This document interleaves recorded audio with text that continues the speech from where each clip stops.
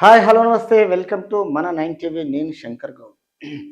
ఈరోజు ఒక హాస్పిటల్ విషయంలో అధికార పార్టీని అండ్ హెల్త్ మినిస్టర్ను కాంట్రవర్సీ చేయడం జరుగుతుంది ఈ ఫేక్ ఛానళ్ళతోటి. ఒక్కసారి ఏం జరిగింది, ఈ హాస్పిటల్ ప్రాబ్లమా, సూపరింటెండెంట్ ప్రాబ్లమా, లేకపోతే ఈ బీఆర్ఎస్ ప్రభుత్వందా, లేకపోతే ఫేక్ ఛానళ్ళదా, రాష్ట్ర ప్రజలు ఒకసారి వివరించడానికి ప్రయత్నం చేస్తాం. చూద్దాం ఒకసారి. సరే, మరి ఇంకా ఏం చెప్తాడో ఒకసారి ఇందాం మనం.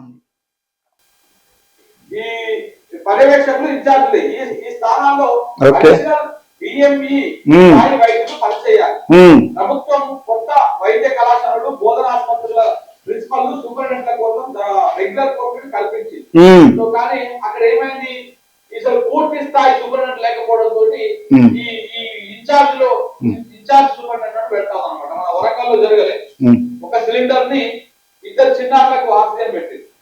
ఆ సిలిండర్ ఎంత గుర్తుపోతున్నారు, ఆ పిల్లలని తెచ్చి తీసుకపోతుంటే ఆ సిలిండర్ గుర్తుకుంటూ పోయి తెచ్చి తీసుకపోయి అది ఎవరో వీడియో తీసి బయట పెట్టారు. అది మొత్తం రచ్చరచ్చ అయింది. ఆరోగ్య శాఖ మంత్రి ఒక్కసారేనండి, స్టూడెంట్స్కు పిల్లలు అన్నప్పుడు స్టూడెంట్సే ఉంటారు. వాళ్ళకు సిలిండర్ పెట్టకపోతే మరి ఏం చేయాలి? సిలిండర్ పెడతారు అంటే వాళ్ళకు ట్రైనింగ్ లేదా? సూపరింటెండెంట్కు, డాక్టర్లకు ట్రైనింగ్ లేదా? ఎవడో పెట్టిండు, ఏదో చేసిండు అనేది బ్లేమ్. అది వాళ్ళు ఎవరు చేయలే, మీరు కల్పించుకొని ఎక్కడ పోయి కాంగ్రెస్ను, అధికార పార్టీని జీరోగా చేయాలి. వీళ్ళు హీరోలు కావాలి, వాళ్ళు జీరోలు కావాలనే టైప్లో ఎట్లా ఉంది అంటే బర్లు కాసిన ఫేస్ ఇది. ఎందుకంటే క్లియర్గా ఒక చదువు అనేది సంస్కారవంతమైంది, రెస్పెక్ట్గా ఉండాలి, మనిషికి మానవత దృక్పథం ఉండాలి. ఎవరైనా పర్వాలేదు, అధికార పార్టీ ఉన్నా, తర్వాత ప్రతిపక్షం ఉన్నా, ఏది నిజం ఉందో నిజం మాట్లాడాలి. మనం తినేది పరబ్రహ్మ స్వరూపం కడుపుకు. ఏదో డబ్బులు వస్తున్నాయి కదా అని కక్కుర్తిపడి కేటీఆర్ పైసలు పంచుతుండో వీళ్ళకు నెలకు, దాంతో బ్రతుకుంటా నిరుద్యోగ సమస్య లేకుండా ఈ విధవలకు ఏది సరిగ్గా లేదు. మనుషులను బ్లేమ్ చేయడంలో ఫస్ట్ ఉంటారు వీళ్ళు. కొన్ని ఛానళ్ళు ఉన్నాయి, ఫేక్ ఛానల్ 23 ఛానళ్ళు ఉన్నాయి. వాళ్ళకు మంచిగా ఏంటంటే సంపాదించింది కోట్లు ఉన్నాయి కేటీఆర్ దగ్గర. 100 సంవత్సరాలకు సరిపడవంటి డబ్బు ఉన్నది కాబట్టి ఈ ఫేక్ ఛానళ్ళతోటి ఈరోజు అధికార పార్టీల డాక్టర్లనేంది, సూపరింటెండెంట్లనేంది వాళ్ళకు తెలియదా? ఒక సూపరింటెండెంట్ హాస్పిటల్ను పర్యవేక్షిస్తున్నప్పుడు స్టాఫ్ ఎంతమంది కావాలి, డాక్టర్లు ఎంతమంది కావాలి, ఎక్కడ ఏరియా ఎంతమంది కావాలి, ఎన్ని మండలాలకు, ఎన్ని విలేజ్లకు ఈ ఆసుపత్రి కంటిన్యూగా ప్రజలకు సహాయం చేయాలన్నటువంటి ఆలోచన ఉంటుంది కదా. ఏది లేకున్నా గవర్నమెంట్కి ఒక ఇన్స్ట్రక్షన్ లెటర్ రాసేసి అనుకూలంగా తనకు ఏం కావాలనో పరికరాలన్నీ తెప్పించుకుంటారు కదా. ఇది వీడు చెప్తే తెప్పించుకోవాలనా? అంటే రాష్ట్రంలో వీడు పుట్టింది ఎప్పుడు? మరి 10 సంవత్సరాలు ఎందుకో చెప్పలేదేంది వాళ్ళు? ఏ ఊరికి పోయిండ్రా కేసీఆర్? కొండగట్టు మీద 49 మంది దాస్తే ఒక్కరిని పరామర్శించలేదు, ఒక్క ఇంటికి ₹1 ఇవ్వలేదు. సిగ్గుండాలి కొంచెమన్నా. ఏ కేటీఆర్ పోయిండు? ఇవాంక వస్తే పోయిండాడు సూట్ వేసుకొని పోయి బ్రహ్మాండంగా. నేను అమెరికాలో చదివినా పెద్ద పోటు కానీ, ఇవాంక 7 ఫీట్లు ఉంటుంది, ట్రంప్ బిడ్డే. నేను పెద్ద 6 ఫీట్లు కాదు, 5 ఫీట్ల 6 ఇంచులు ఉంటా. తిరిగి ఆడబోయి మాట్లాడి ఆని ఘనత చూపించుకో. అది అందరు వాళ్ళు చూసిందే, కొత్తగా ఏం లేదు. ఎవరు? కేటీఆర్. ఇక 7 అడుగుల్లో ఒక ఆయన అగ్గిపెట్టెతోటి మొత్తం స్టూడెంట్స్నే ధ్వంసం చేసిండు, కాల్ చేసి. అది అందరికి తెలిసింది. ఒకప్పుడు ఇప్పుడు మైనంపల్లి హనుమంతరావు అంటనే ఉంటాడు కదా, వీళ్ళు ఫస్ట్లో ఏమున్నది, ఏం లేదు, ఏం కథ, ఏం సంపాదించుకున్నారు.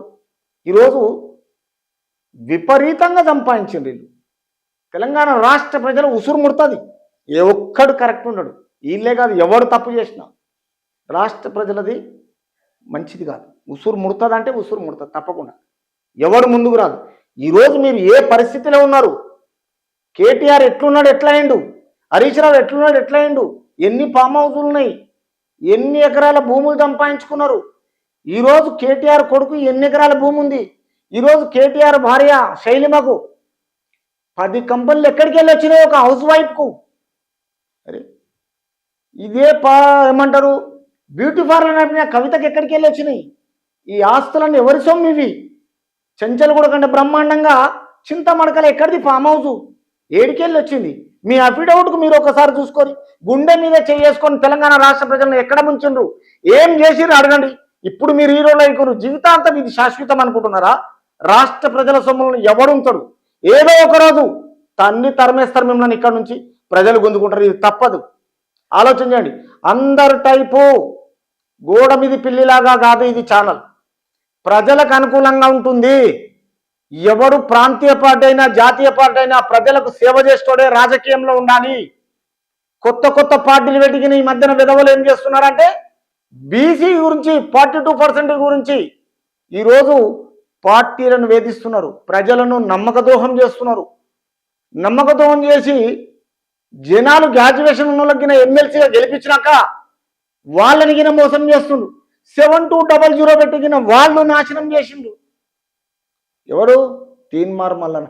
ఈరోజు అతి తొందరలోనే నేను సీఎం అయిపోవాలి, ఆ సీఎంను రాజీనామా చేయాలన్న ఆలోచన, ఆవేదన, ఆరాటము, పోరాటము, తెలంగాణ రాష్ట్ర ప్రజలను నమ్మియడము, కొత్త పార్టీలు పెట్టడము.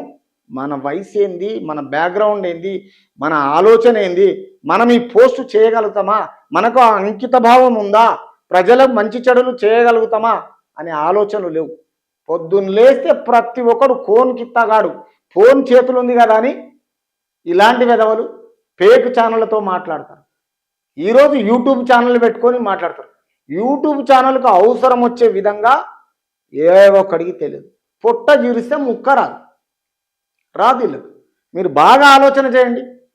రాష్ట్రాన్ని ఎక్కడ దివాలా దీపిస్తున్నారు, ప్రజలను ఏ విధంగా నష్టపోయేటట్టు చేస్తున్నారు, ఫోన్లకు పని చెప్తున్నారు. ఈరోజు స్టూడెంట్స్ను మొత్తం ఎడ్యుకేషన్ను పాడు చేస్తున్నారు. ఏ ఒక్కరు పరీక్షించి ప్రజలకు మేలు చేసేటోడు అనేది లేదు. ఎవరికి వాడే యమునా తీరైపోయారు. కాబట్టి ఈ విషయంలో దయచేసి ఏ పార్టీ అయినా పర్లేదు, మనకు అధికార పార్టీ కాదు, నాకు ప్రజలు ఇంపార్టెంటు, నేను ప్రజలకు ఎల్లవేళలా ముందుండాలి. తప్పకుండా ఏ హాస్పిటల్ ఉండని, ఏ కాలేజ్ ఉండని, ఏ కార్పొరేషన్ ఉండని, ఏ నాయకుడు ఉండని, ప్రజలకు సేవ చేయాలనుకుంటే రాజకీయంలో ఉండే, లేదంటే తప్పుకోండి. విధవ లక్షణాలు వేసేస్తే జనాలు చెప్పులతో కొడతారు. చాలా జాగ్రత్త.